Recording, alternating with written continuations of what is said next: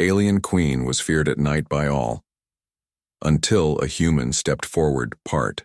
5-6 months passed since the day Captain Samantha Cole entered the Crystal Palace. The changes across Colony 3 and all human settlements on Silverus were profound and far-reaching. The first weeks had been the hardest. The Colony Council refused to believe Cole's story until the Queen herself appeared at their meeting chamber descending from the sky on Nyx, while the colonists watched in terror and awe. Even then, many doubted the recovered abductees remembered nothing of their time in stasis, making it harder to prove what had happened. Cole stood before the angry council explaining what she had seen, what she had learned.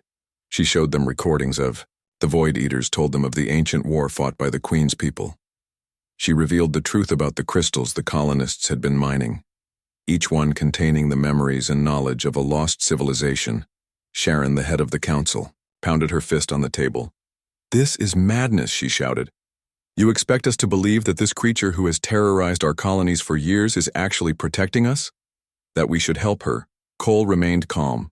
"Yes, that is exactly what I expect. The evidence is clear. The threat is real, and we need her as much as she needs us." It took all of Cole's diplomatic skills and the support of Lisa and the rescued colonists to finally convince the leaders they agreed to a trial period. 1 month of voluntary energy donations carefully monitored and controlled. On the first day, only 12 colonists volunteered, most of them scientists curious about the process. The Queen created a smaller version of her energy collection system, one that would take only a small amount of energy from each person, leaving them tired, but otherwise unharmed. Mary, a young teacher, was the first to try. We watched as she sat in a chair made of living crystal blue light surrounded her for 10 minutes. Then it was over. She stood looking slightly tired but smiling. "It felt warm," she told the waiting colonists. "Like sunlight inside me. A little draining but not painful. Not frightening."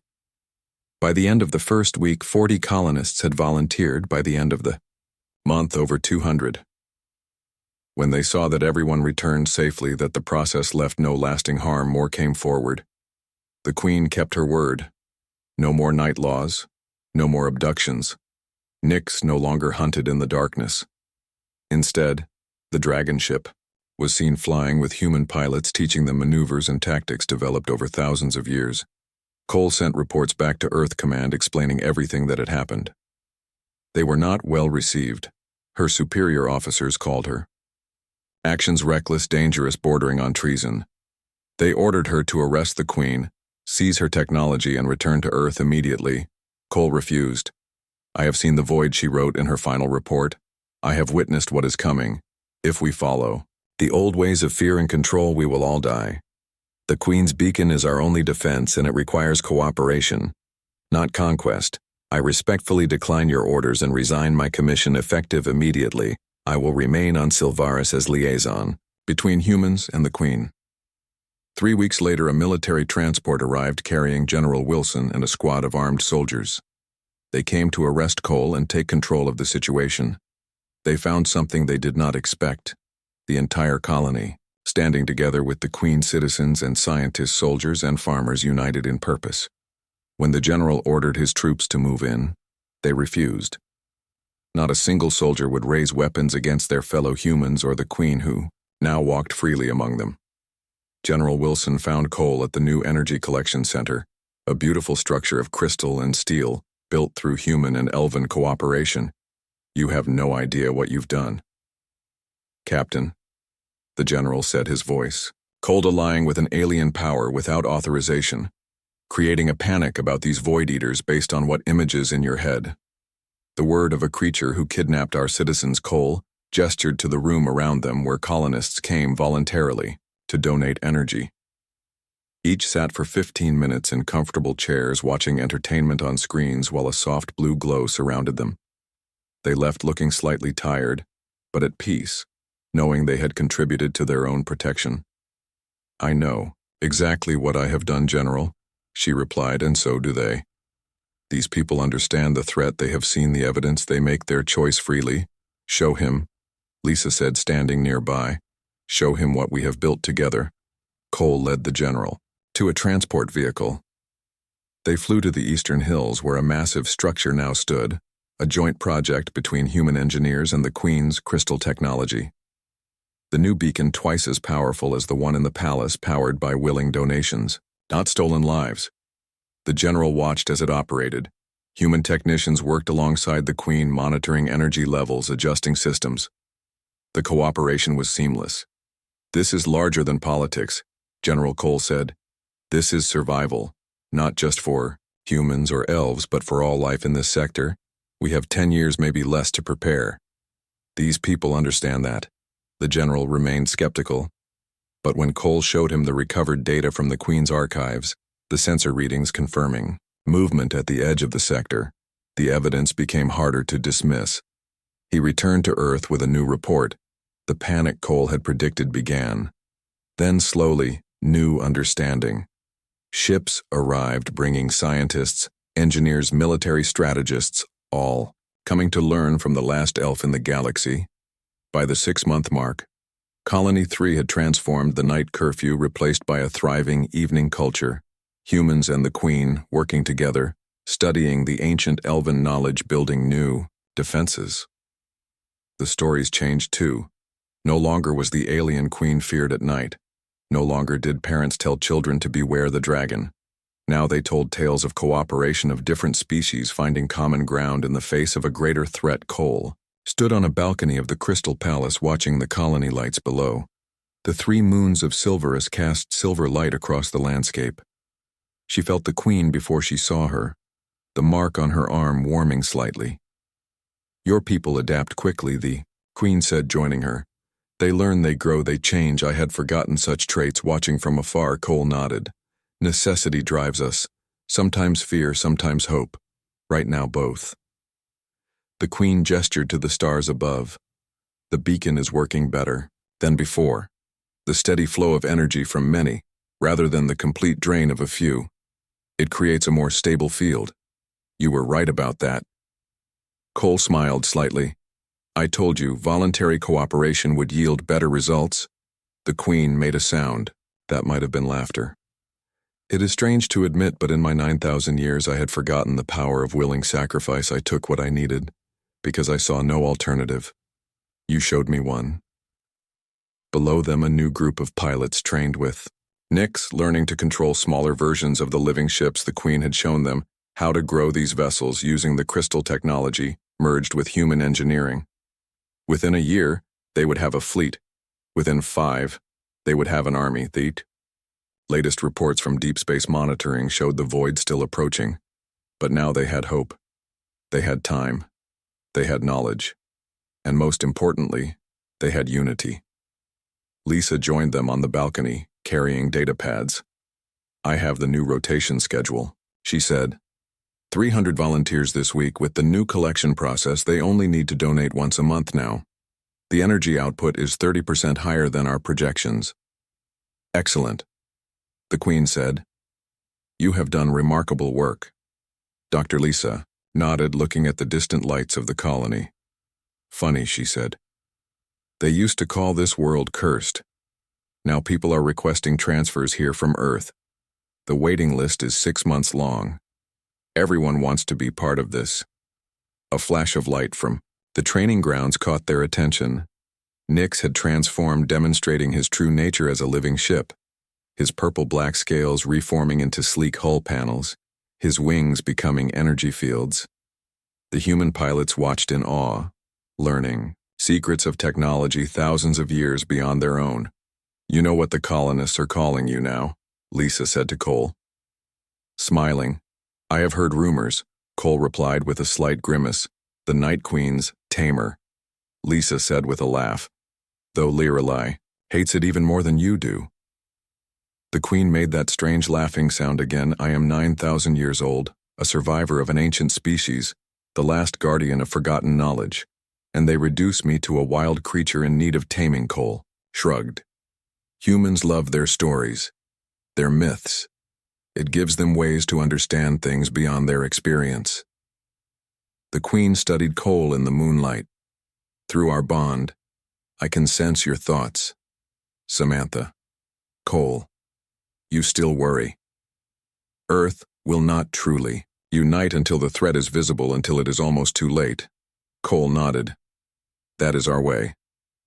Unfortunately, we resist change until necessity forces our hand. The Queen gestured to the colony below. Yet here change came quickly. Here humans and elf work as one because they saw the evidence, Cole said. They experienced the night terrors, they lost friends and family. Then they saw them returned. They witnessed you in person. The truth was undeniable. A message alert sounded on Lisa's data pad. She checked it and looked up with excitement. The first living ship grown from human and elven technology is ready for testing. They want you both there for the launch. The Queen turned to Cole. This is your achievement as much as mine. Without your courage, your willingness to step forward that day in my chamber, we would still be enemies. The void would find us divided, weakened. Cole touched the mark on her arm, which now she bore proudly. The alien Queen was feared at night by all, until a human stepped forward. Part 4. Queen. Lyra led Captain Cole deeper into the Crystal Palace, while Lisa and Tina remained in the stasis chamber, studying the pod's Nyx, the dragon curled around the Io. Central Crystal watching the humans with unblinking yellow eyes. The Queen's private chambers were smaller than Cole expected. The room was circular with walls that shifted between solid crystal and views of deep space. Stars, nebulae, and distant galaxies appeared and disappeared as if the room existed partly in this world and partly somewhere else. Please sit. The Queen gestured to a formation that rose from the floor, taking the shape of a chair. Her mental voice was clearer here, more focused. Cole sat feeling the strange living crystal adjust to her body. The mark on her arm pulsed with blue light in rhythm with the walls. You are not what I expected. Human, the Queen said, as she moved to a large star chart that covered one wall. For centuries, your kind has taken, without asking, without understanding. You came to this world, drilled into its heart, removed its crystals, built your structures with no regard for what was here before. I cannot defend actions I was not part of. Cole replied. But I can try to build a better way forward. The Queen turned. Her black eyes studied Cole. You truly believe what you suggest is possible? A partnership rather than subjugation? Cole nodded. The people in those pods, they must be released, if you explain the situation to our colony leaders, show them the evidence of these void eaters. Many will volunteer to help, and those who volunteer will provide energy more freely, more purely than those who are taken. The Queen moved closer. Her presence made the air feel charged like before a lightning storm. When she spoke next, her mental voice was softer. Do you know how old I am? Samantha Cole. Cole shook her head. I have lived for 9,000 of your years. The Queen said I was old when your ancestors were first learning to make fire. I have watched civilizations rise and fall. I have seen stars born and die. I have fought the void for most of that time. She waved a hand, and the wall nearest them changed, showing images of battles, ships like living creatures, fighting against darkness. Space itself torn and wounded, strange weapons that bent light and matter. My people were once millions, strong, spread across 1,000 worlds. We had technology your scientists would consider magic. We traveled between stars. In moments communed with the minds of planets, created life where none existed before. The images shifted, showing beautiful cities filled with beings like the Queen. Their civilization at its height. Then the void came. The images darkened world after, world consumed. Life energy ripped away. Stars collapsing, planets crumbling. We fought for 2,000 years. The Queen continued. But they could not be destroyed, only diverted, only pushed back. And with each world, they took our numbers, grew smaller. Our strength lessened. Cole watched the history of an entire species, their desperate last stand, their final defeat. How did you survive? Cole asked when the images faded. The Queen touched her chest, where a small crystal glowed beneath her robes. My Nyx was one of the last to escape. We carried the seeds of our civilization, hoping to find a place to begin again. But the void followed. We have been running, moving from world to world, staying ahead of them, building beacons to divert their path away from life-bearing planets. So Nyx is not really a dragon, Cole said, understanding now. The Queen smiled, a strange expression on her alien face. No, Nyx is a living ship. We take forms that the inhabitants of each world will understand. In your human myths, dragons are powerful, mysterious, ancient. It was an appropriate shape. Cole thought about this. This explains why our weapons did not harm him. They were designed for biological creatures, not living technology. The Queen nodded. Yes, though. Your neural disruptor caused him pain. It interfered with our connection. Clever weapons. The Queen moved to another wall, which changed to show the 7 human colonies on Silverus. When you humans arrived 5 years ago, I watched you. I learned your language, your customs. I hoped you might be different from others I had encountered. But then you began mining the crystals. She gestured, and the image focused on the mining operations. These crystals are not just minerals. They are memory storage. Each contains the history, knowledge, and essence of my people. Millions of lives preserved.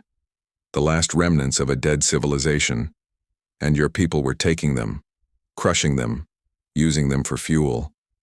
Cole felt a chill of horror. We didn't know. The Queen nodded. I understand that now. You could not have known, but I could not allow it to continue. So I began the night laws. I took those who violated them, using their life energy to power the beacon, while also keeping your people away from the crystal. Fields. Cole stood up, moving to the star chart. You said the Void Eaters are coming to this sector. How soon? The Queen touched the chart. Calculations showed a possible trajectory. Stars glowed, then darkened in sequence. 10 of your years. Perhaps less. They sense life. They are drawn to it. And this sector is rich with living worlds. Cole studied the chart. Earth was directly in the projected path. If they reach Earth, how many would die? All of them. The Queen said simply, the void does not leave survivors. It consumes completely. Cole felt the weight of this knowledge press down on her. Earth Command had suspected this, but having it confirmed made it real, made it immediate. My mission was to assess the threat you posed to our colonies, Cole admitted, but this is far bigger than a few missing people. The Queen nodded. This is why I have done what I must. Even knowing your people would fear me, hate me, I could not allow the void to find this sector. Cole made a decision, one that would later be called either the most important first contact decision in human history or the greatest act of insubordination. I want to see them, she said. Show me the Void Eaters directly. I need to understand what we face. The Queen seemed surprised by this request. Few beings willingly look upon the void. It can leave scars on the mind. I need to know, Cole insisted. If I am to convince my people to help, I must understand completely. The Queen studied her for a long moment. Then she reached out, placing her hand on Cole's forehead. The world disappeared. Cole found herself floating in space. No ship, no protection, just her consciousness suspended among the stars. She could see in all directions at once, perception beyond normal human senses. Then she saw them. Were not creatures, not in any sense she understood. They were absences, moving voids in reality. Wherever they passed, stars dimmed matter, unraveled energy dispersed. They had no fixed shape, shifting between forms that hurt to perceive. Some were vast, as solar systems, others small as molecules. They moved together yet separately, a swarm and a single entity simultaneously. Cole felt them sense her. They turned, focusing on her presence. Her mind burned with their attention. She felt them begin to feed, drawing on her energy, her very being. Then the Queen pulled her back. Cole fell to her knees, gasping. The memory of what she had seen seared into her mind. Forever changed by the experience. Now you understand. The Queen said, her mental voice gentle. They cannot be fought conventionally. They exist partly outside your reality. They feed on energy. All energy, including life. They will consume everything. Unless diverted. Cole looked up at the Queen. Her decision made. I will help you. But we do it my way. No more taking people against their will. We establish a volunteer system. We work together as equals. The Queen considered this. Your way is less efficient. It will require more coordination, more individuals, but it will work, Cole insisted. And it will give us something else. Something just as important as energy. What, the Queen asked. Trust, Cole said, standing again. Cooperation between our peoples. We need each other. You need our help to power your beacon. We need your knowledge, your technology, to prepare for what is coming. The Queen was silent, considering this proposition. Cole could feel her mind working, touching the edges of her own thoughts. What guarantee do I have that your people will not simply attempt to destroy me once they learn of my existence? The Queen finally asked. Cole touched the mark on her arm. This bond goes both ways, does it not? You can sense my thoughts, my intentions. You know, I speak truth. The Queen nodded slowly. Yes, I can sense your mind. Your intentions are honest. Your concern for both your people and the greater threat is genuine. Cole held out her hand in a human gesture of agreement. We start by releasing those you have taken. We explain to the colony leaders what is happening. We show them the evidence. Then we begin building a new system together. The Queen looked at the offered hand. Then slowly she extended her own. Their fingers touched. A spark of blue energy passed between them. The mark on Cole's arm glowed brightly. It is done, the Queen said. A new pact. The first between our kinds in millennia. As they returned to the stasis chamber, Cole felt the weight of what she had just committed to.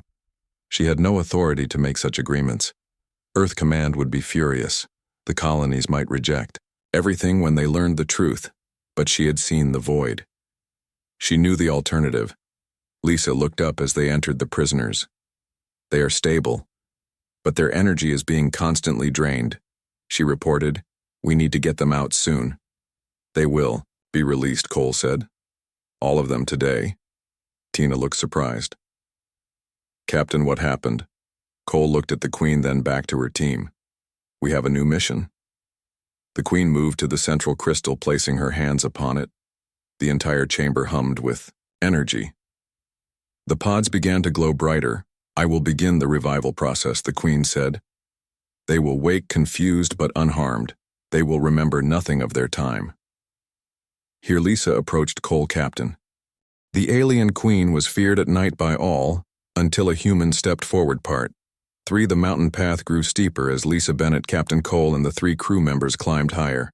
The tracker signal led them upward through forests of strange, twisted trees with bark that seemed to glow faintly in the pre-dawn light. Tina checked the tracking device again.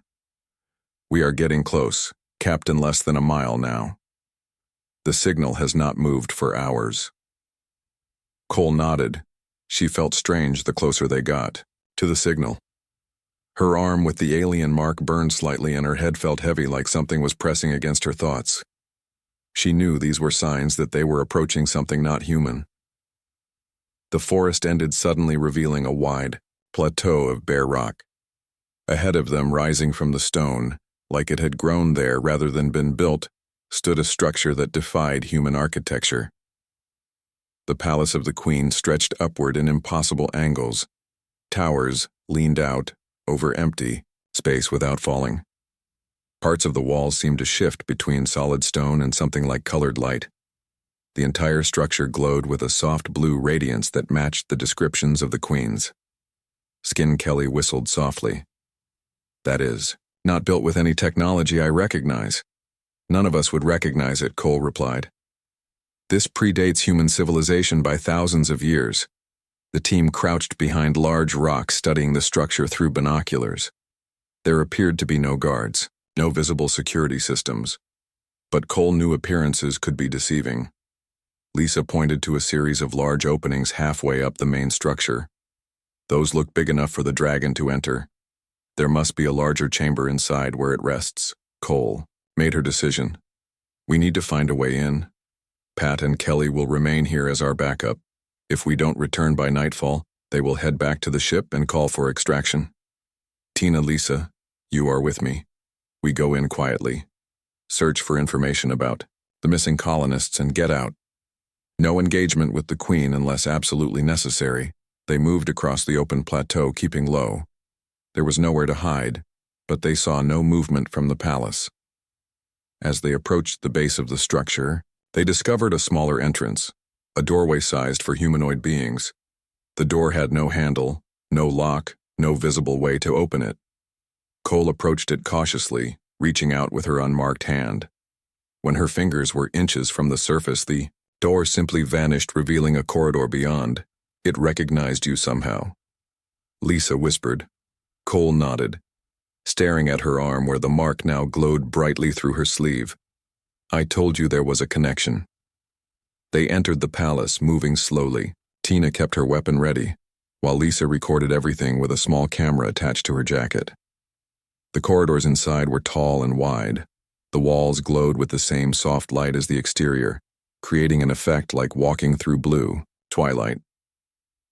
The first chamber they entered was empty except for strange crystal formations growing from floor to ceiling. They pulsed with inner light like heartbeats. This place feels alive. Lisa said, her voice hushed. It is alive in its way. Cole replied. The elven race built their structures using living crystal grown rather than constructed. It responds to their thoughts, their needs. They continued deeper into the palace. The tracker led them toward the center of the structure. Following its signal, they climbed a spiral staircase that seemed to float without support. The signal is directly ahead, Tina said as they reached the top of the stairs. A large doorway stood before them. This one more elaborate than any they had seen, covered in symbols that glowed and shifted as they watched. Cole felt a pressure in her mind growing stronger. Something or someone was aware of their presence. She could feel it like eyes watching from inside her own thoughts. We are expected, she said simply. The door dissolved, revealing a vast chamber beyond, and what they saw inside made them freeze in shock. The chamber was circular with a high domed ceiling. The walls were lined with hundreds of transparent pods. Each pod contained a human body suspended in amber-colored liquid. The bodies floated peacefully, eyes closed as if sleeping. Around the center of the room, a raised platform held a massive crystal formation that pulsed with energy. The missing colonists. Lisa gasped. They are here. They are alive. Tina scanned the room with her equipment. Life signs confirmed. These people are in some kind of stasis. Their biological functions slowed to near zero, but still active. Cole moved to examine the nearest pod. Inside was a young man she recognized from Colony Records, the farmer who had disappeared 3 months ago. His face was peaceful, showing no signs of distress or pain. Small tubes connected his body to the crystal at the center of the room. They are being drained, Cole said quietly. Not killed. Harvested. Sound from above made them look up. The ceiling of the chamber opened like an iris, and through it descended the dragon Nyx. Its massive wings spread wide as it lowered itself to the floor on the far side of the room. Its yellow eyes fixed on the intruders, but it made no move to attack. Instead, it seemed to be waiting, and then she appeared. Queen Lirele stepped from behind the dragon. Her form was tall and slender, moving with a grace that seemed impossible. Her skin glowed with inner blue light. Her hair floated around her head as if underwater. Her eyes were completely black without whites or visible pupils. She wore robes that seemed woven from starlight, constantly shifting in color and pattern. Humans, the queen spoke. The word did not come from her mouth, but appeared directly in their minds, her voice like music and wind combined. Always so curious. Always so brave. Did you really think I would not know you were in my home? Cole stepped forward while the others instinctively moved back. Her mark burned now, the glow visible even through her clothing. We came to understand, Cole said, meeting the queen's gaze. Before judgment is passed on either side. The queen tilted her head, studying Cole with interest. You bear the mark of my kind. How is this possible? No human has been touched by an elder in centuries. I met one of your people 5 years ago. Cole replied, she died saving my life. But before she did, she left this mark. She said, I would need it someday. The queen moved, closer, floating rather than walking her feet, not quite touching the floor. You speak truth. Your mind cannot lie to me while you stand in my sanctuary. Tell me, human, what is your name? Captain. Samantha. Cole. Earth Defense Force. The Queen circled Cole, examining her from all angles. The dragon Nyx watched with unblinking eyes. Its tail moved slowly back and forth like a cat's. You came here with weapons. Samantha Cole. The Queen said. Her mental voice held no anger, only statement of fact. You planted a device on my Nyx. You brought others to my world seeking me out. Why? To find answers, Cole replied. The people you have taken, they have families, friends who mourn them. We needed to know if they live or die, and why you take them. The Queen gestured to the pods. They live, as you can see. They serve a greater purpose than their small lives on your colonies would allow. They help save worlds. Lisa stepped forward, her fear overcome by scientific curiosity. What purpose? How do they help save worlds? The Queen turned her gaze to Lisa. You have a good mind, human. You seek knowledge. I respect this. She waved a hand and the central crystal glowed brighter. Images formed in the air above it. Stars, planets, galaxies moving in patterns. This is your galaxy, as it exists now, the Queen explained. These lights represent all living worlds, but watch what happens. The image shifted, showing darkness spreading across the stars, worlds going out like candles being blown out one by one, then dozens, then hundreds, and Void Eaters, Cole whispered. Yes, the Queen confirmed. They consume all life, all energy, leaving nothing behind. They have destroyed thousands of civilizations already, including my own. I am the last of my kind, the final guardian. But why take our people? Lisa asked. The Queen gestured to the pods again. Human life force has unique properties. Your spirits, your souls, if you prefer that term, have a specific energy signature. When properly channeled, this energy creates a barrier the void cannot cross. I use this energy to power the beacon that diverts them from this sector of space. You sacrifice a few to save many. Cole said, understanding now. As any ruler must sometimes do, the Queen replied. Her mental voice held ancient sorrow. I do not take pleasure in this necessity, but I have watched civilizations die. I have seen entire species consumed. I will not allow it to happen again, not while I still exist. Tina, who had been quiet until now, raised her scanner. These readings, the energy transfer, it is killing them slowly. They can survive perhaps a year in these pods before they are completely drained. The Queen nodded. They serve their purpose. Then they find peace. Cole felt anger rising in her. Necessary or not, this was wrong. These people had not chosen this fate. They had been taken against their will. There must be another way. Cole said firmly. The Queen laughed, though the sound was in their minds, not the air. Such audacity, she said. You come into my home. You question methods that have protected this galaxy for centuries. What alternative could you possibly offer? Cole took another step forward, moving closer to the Queen than any human had dared before. Voluntary donations, she said. Small amounts from many, rather than everything from a few. Humans have faced extinction before. We understand sacrifice, but we value choice. The Queen's expression changed, her eyes widening slightly. You would have your people volunteer. Cole nodded. We could establish a rotation, 3 hours from 100 volunteers.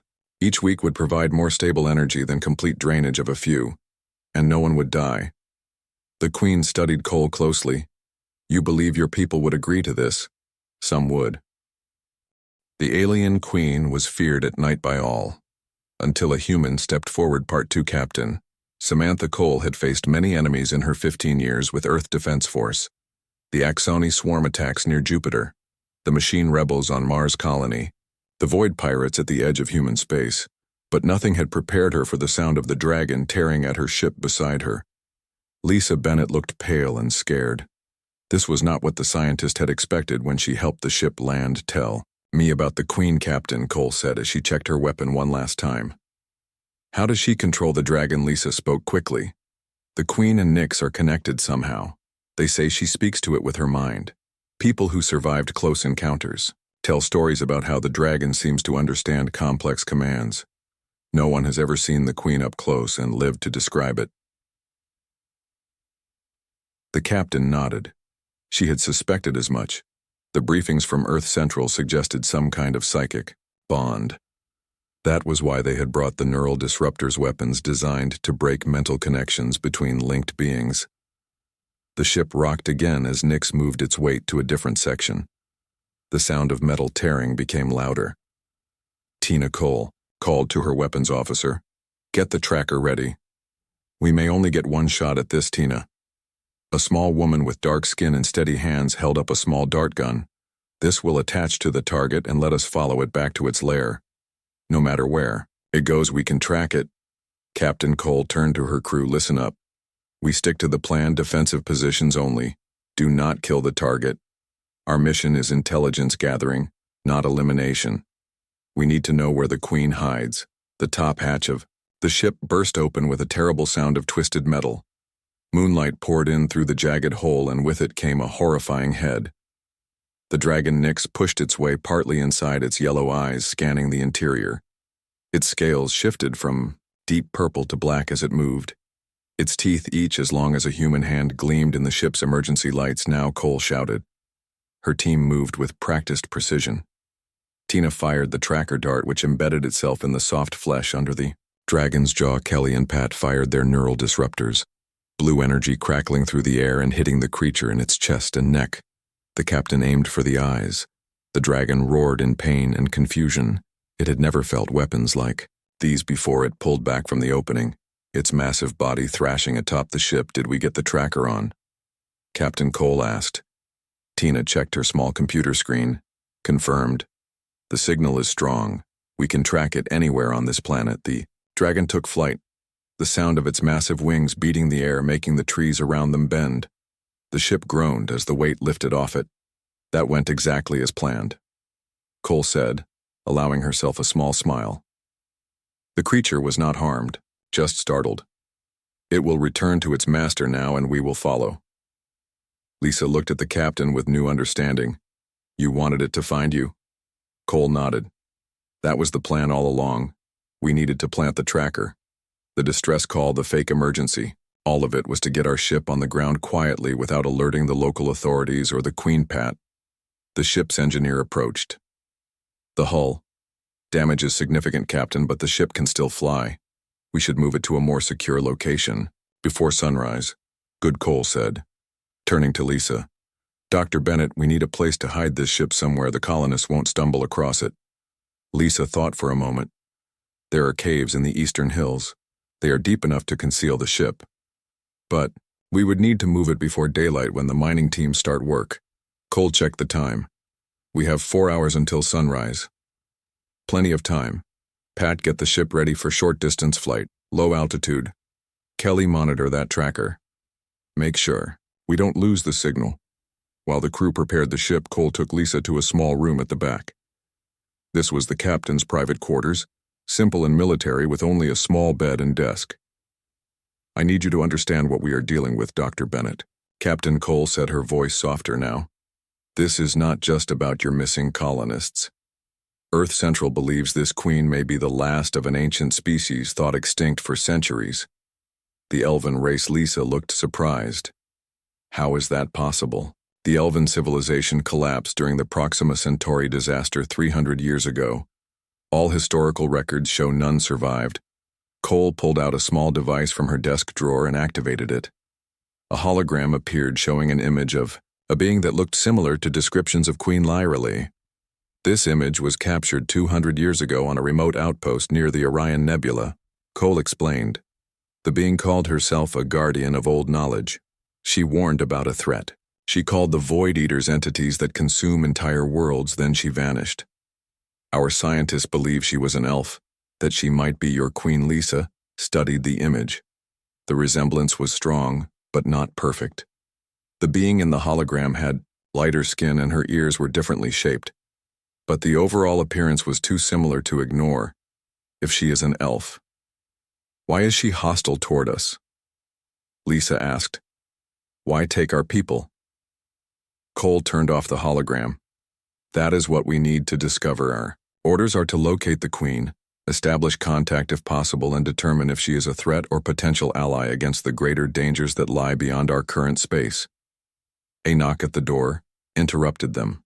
Kelly entered, holding her tracking device. Captain, the signal is moving fast. The target is heading east toward the mountain range. It seems to be returning to what might be its home. Cole nodded. Let everyone know we move out in 30 minutes. Dr. Bennett will guide us to a hiding place for the ship. Then we follow the tracker on foot.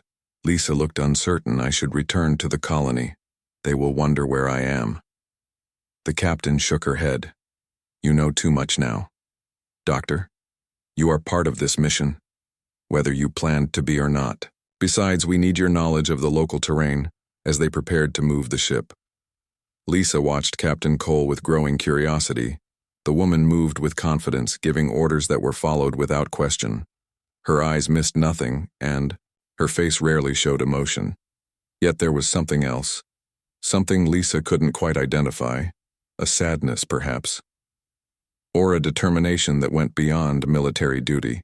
When they were alone again loading supplies, Lisa asked, why did Earth Central send you specifically for this mission? Captain Cole was quiet for a long moment. Then she rolled up her sleeve, revealing a strange scar that wrapped around her arm.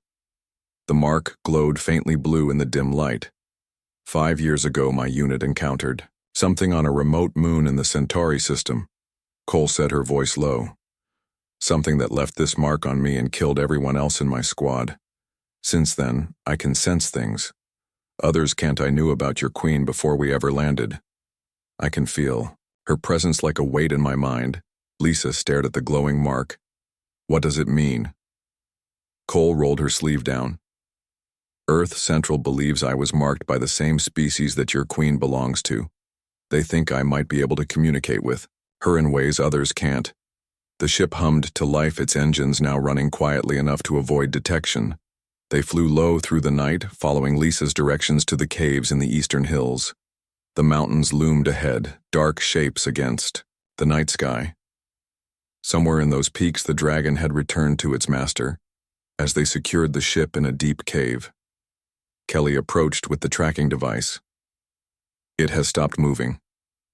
Captain, the signal is coming from a location high in the central mountain, approximately 20 miles from here. Cole studied the map Lisa had provided. The area was marked as unexplored, too dangerous and remote for the colonists to venture into. We rest for 2 hours. Then we move out on foot, Cole announced. We need to be fresh when we approach. Take minimum gear, weapons, and survival equipment only. This is a stealth mission, not an assault as the others prepared. Lisa found herself standing next to Captain Cole at the cave entrance. Both women looked out at the alien night. The 3 moons of Silverus cast strange, shifting shadows across the landscape. Do you really believe you can talk to her? Lisa asked. The Queen. Cole continued to stare at the mountains. I don't know, she admitted. But I have to try those people who disappeared from your colony. They might still be alive. And even if they aren't, there is knowledge the Queen possesses that humanity needs. Something in her voice made Lisa look more closely at the captain. What aren't you telling me? Cole turned her gaze from the mountains to Lisa. Her eyes reflected the moonlight, making them seem to glow. The Void Eaters, the captain said quietly. They are real, Dr. Bennett, and according to our latest intelligence, they are heading toward human space. They will be here within a decade unless something stops them. The Queen may be our only hope for survival. The weight of those words hung in the air between them as the night slowly passed, and they prepared to journey into the mountain lair of the being who ruled the darkness. The alien queen was feared at night by all, until a human stepped forward. The sky turned dark over Colony 3 as the twin suns set behind the purple mountains. Lisa Bennett looked up from her workstation and felt her heart beat faster. It was almost nighttime again, and nighttime meant danger. Lisa was the lead scientist for the human settlement, and she knew things. The others did not know. She had seen the shadows that moved when darkness fell. She had recorded the strange lights, and heard the sounds that no Earth creature could make. Most of all, she knew about the missing people 27 last month, alone. Colony 3 was one of 7 human bases on planet Silveris. The humans had come here 5 years ago looking for new metals and plants they could use back on Earth.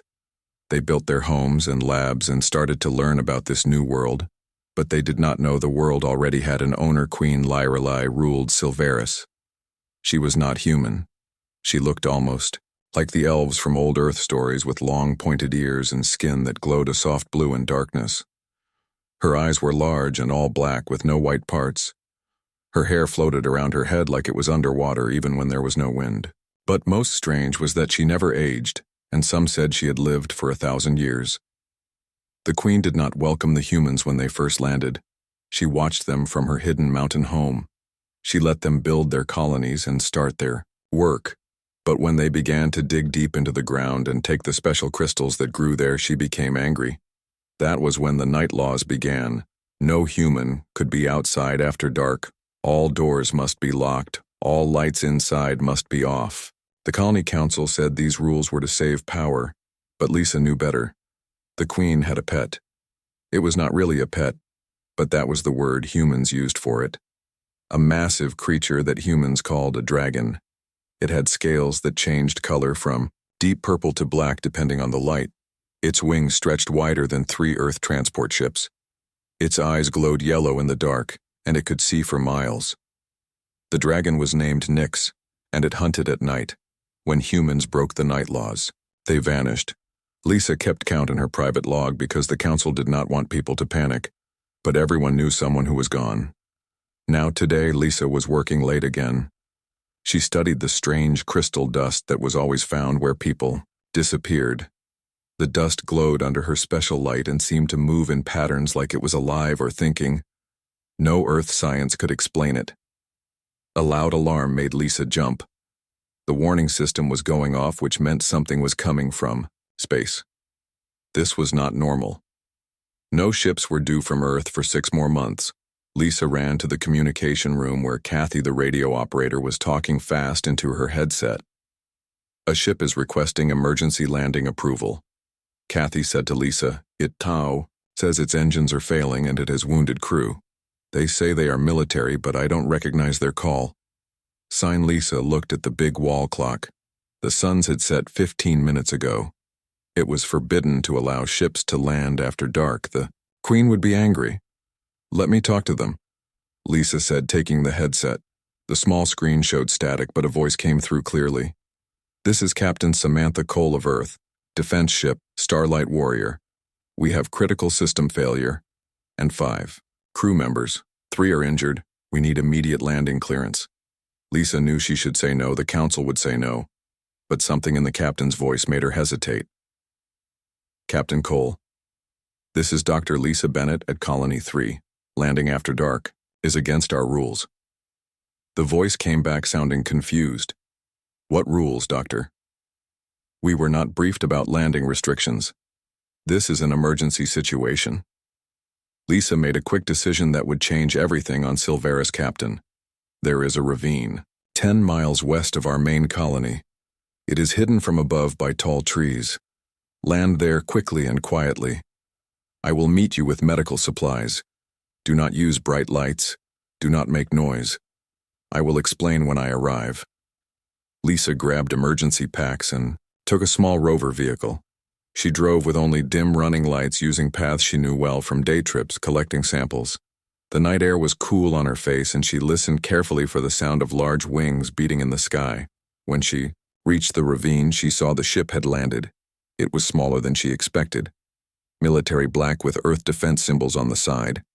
The landing ramp was down, and in the faint light, Lisa could see a woman standing there. Captain Cole was tall, with short brown hair and a face that showed she had seen many battles.